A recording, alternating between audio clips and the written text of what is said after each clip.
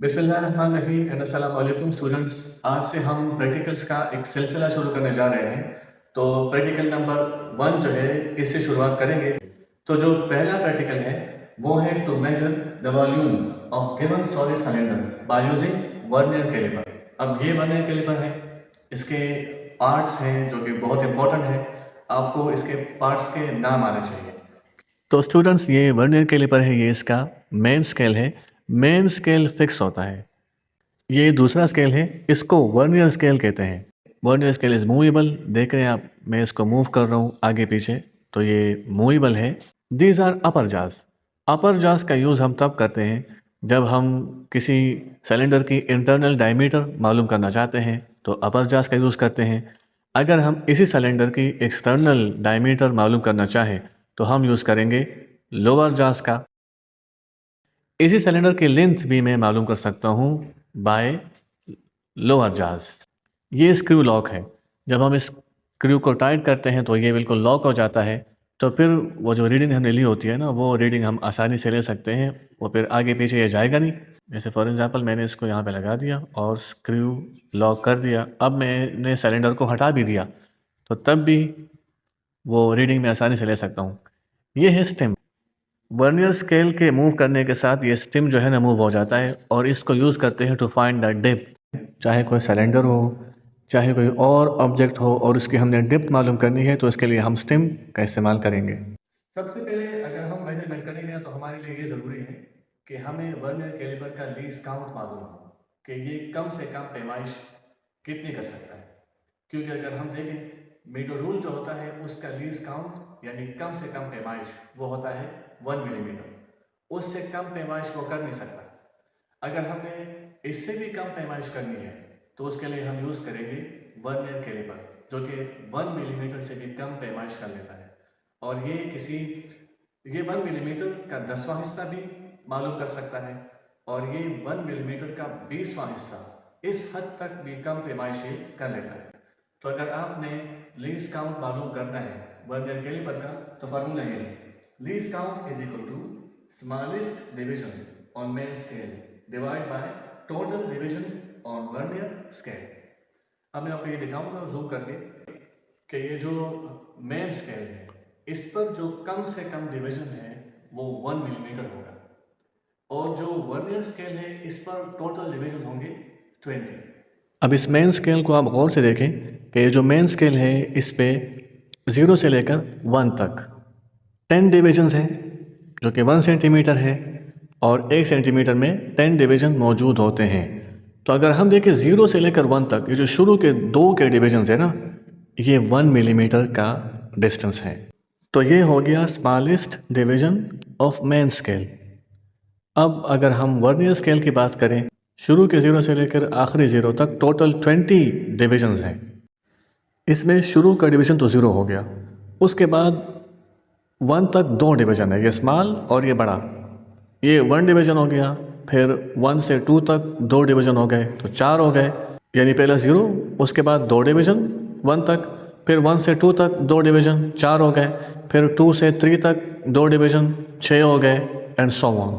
तो आखिर में 9 से 0 तक बनते हैं 20 डिवीजन, और 9 वाला डिवीजन जो है ना, ये 18 पे हिसाब होगा। तो हमने क्या करना है कि 1 मिलीमीटर को 20 पर डिवाइड कर लेना है, क्योंकि 1 मिलीमीटर ये मेन स्केल की कम से कम डिवीजन है, जबकि 20 डिवीजन है ऑन वर्नियर स्केल। इन दोनों को डिवाइड करेंगे तो आंसर आएगा 0.05 मिलीमीटर। इससे मालूम होता है कि ये वाला वर्नियर कैलिपर 1 मिलीमीटर का 20वां हिस्सा इस हद तक स्मॉलेस्ट मेजरमेंट कर सकता है। अच्छा, ये सॉलिड सिलेंडर है, इस सॉलिड सिलेंडर का मैंने वॉल्यूम मालूम करना है।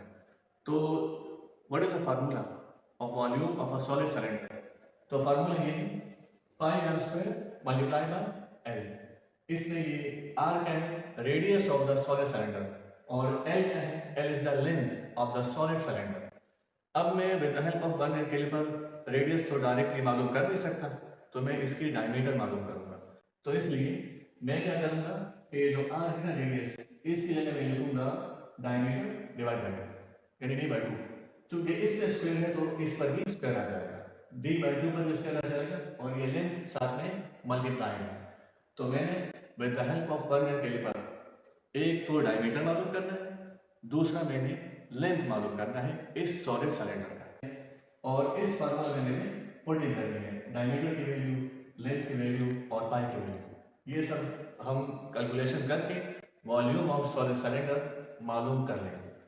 तो स्टूडेंट्स अब बात करते हैं ज़ीरो एरर की, क्योंकि बाज़ औक़ात वर्नियर कैलिपर को हम क्लोज़ कर देते हैं, इसके अपर जास मिल जाते हैं आपस में, लोअर जास आपस में मिल जाते हैं, लेकिन मेन स्केल का ज़ीरो और वर्नियर स्केल का ज़ीरो कोइंसाइड नहीं करता। अगर मेन स्केल का ज़ीरो वर्नियर स्केल के ज़ीरो के साथ कोइंसाइड कर जाए तो हम कहेंगे इसमें ज़ीरो एरर नहीं है और ये वर्नियर कैलिपर हम यूज़ कर सकते हैं अपनी मेजरमेंट के लिए।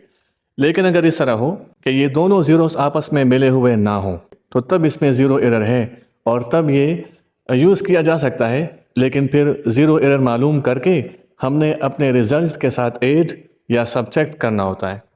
अब यहाँ पे आप देख सकते हैं कि वर्नियर स्केल का ज़ीरो मेन स्केल के ज़ीरो के साथ कोइंसाइड नहीं है, वर्नियर स्केल का ज़ीरो मेन स्केल के ज़ीरो से पीछे है।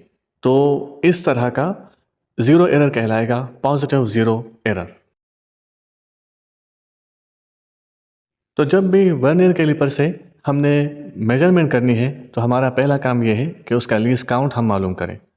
दूसरा काम यह है कि ज़ीरो एरर मालूम करें कि इसमें ज़ीरो एरर है या नहीं।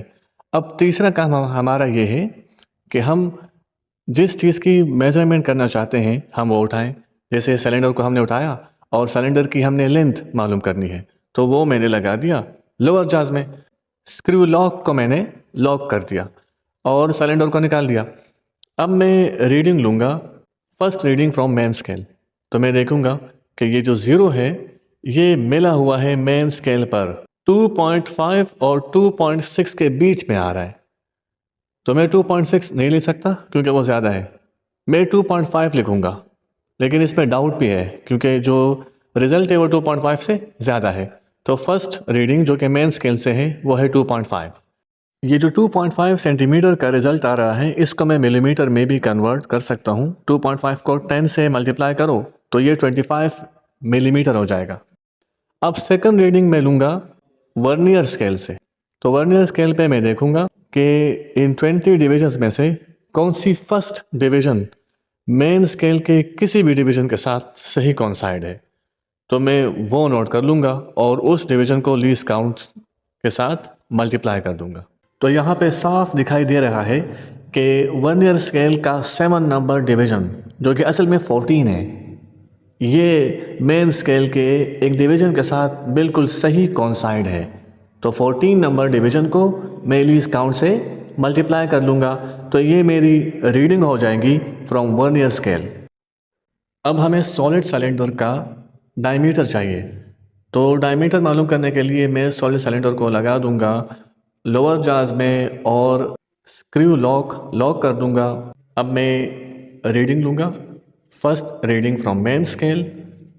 तो मैं देख रहा हूँ कि जो वर्नियर कैलिपर का ज़ीरो है ना, मेन स्केल के 1 के साथ बिल्कुल सही कोइंसाइड है। तो 1 मिलीमीटर ये हमारी फर्स्ट मेजर्ड वैल्यू हो गई। अब दूसरी रीडिंग हम लेंगे वर्नियर स्केल से। तो अगर हम 1 को देखें, 1 जो कि असल में दूसरी डिवीज़न है, ये मेन स्केल के एक डिवीज़न के साथ बिल्कुल सही कोइंसाइड है। तो हम 2 उठाएंगे और 2 को मल्टीप्लाई करेंगे लीस्ट काउंट के साथ। ये हमारी सेकंड रीडिंग है फ्रॉम वर्नियर स्केल। जैसा कि अभी हमने वर्नियर कैलिपर की मदद से सॉलिड सिलेंडर की लेंथ मालूम की और उसका डायमीटर भी मालूम कर लिया, तो उसकी जो रीडिंग्स है वो यहाँ पे लिखी हुई है। मेन स्केल रीडिंग उसको हमने नाम दिया है ए, जबकि vernier division coinciding with main scale division उसको हमने नाम दिया है बी।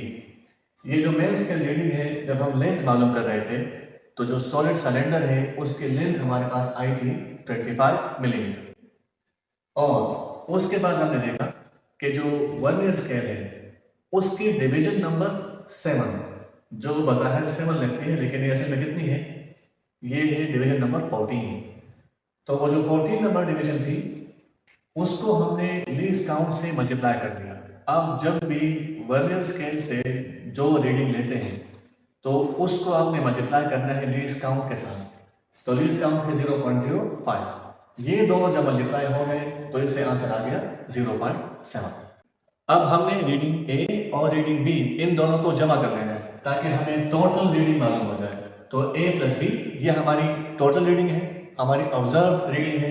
तो ए कितनी है 25 मिलीमीटर, बी है 0.7 मिलीमीटर, इन दोनों को जमा किया तो 25.7 मिलीमीटर ये हमारी टोटल रीडिंग हो गई। तो ये हमने लेंथ को मालूम कर लिया। अब मालूम करना है हमने डायमीटर। डायमीटर की हमने ऑब्जर्वेशन की तो इसकी कैलकुलेशन ये है कि डायमीटर आ गया था 10 मिलीमीटर और ये मेन स्केल रीडिंग हो गई यानी रीडिंग ए। अब बात करते हैं रीडिंग बी की जो कि हमने ली है वर्नियर स्केल से। तो ये दूसरा डिवीजन है तो यहाँ पे हमने इस 2 को मल्टीप्लाई किया 0.05। अब आते हैं रीडिंग बी की तरफ जो कि हमने वर्नियर स्केल से लिए। वर्नियर स्केल से हम जो भी रीडिंग लेते हैं उसको हम मल्टीप्लाई कर लेते हैं लीस्ट काउंट के साथ। तो यहाँ पे हमने देखा कि डायमीटर के लिए डिवीजन 2, वर्नियर स्केल की डिवीजन 2 ये मेन स्केल की किसी भी डिवीजन के साथ बिल्कुल फुली कॉन्साइड थी। तो हम इस 2 को मल्टीप्लाई कर लेंगे लीस्ट काउंट के साथ जो कि 0.05 है, इससे आ जाएगा 0.1 मिलीमीटर। अब मालूम करते हैं total reading of the diameter. तो यहाँ पे रीडिंग ए है 10 मिलीमीटर प्लस रीडिंग बी है 0.1 मिलीमीटर, इन दोनों को जमा किया तो 10.1 मिलीमीटर ये आंसर हमारे पास आ गया। अब आते हैं वॉल्यूम का जो फार्मूला है उसकी तरफ। तो वॉल्यूम का फार्मूला है पाई आर स्क्वायर एल।